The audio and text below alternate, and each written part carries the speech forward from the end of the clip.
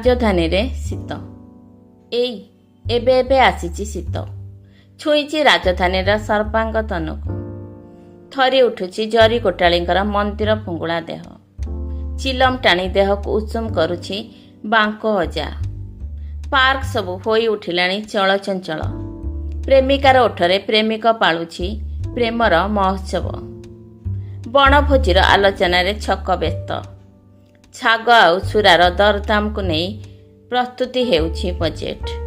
ତା କଡ଼ରେ ବୁଲା ବେପାରୀଙ୍କର ବାର୍ଗେନିଂରେ, ଶୀତତାପ ନିୟନ୍ତ୍ରିତ କାର୍ ଭିତରେ ରୂପଜୀବୀର ପେଟର ଭୋକରେ ଗୀତ ଖୋଜୁଛି ଥାନ।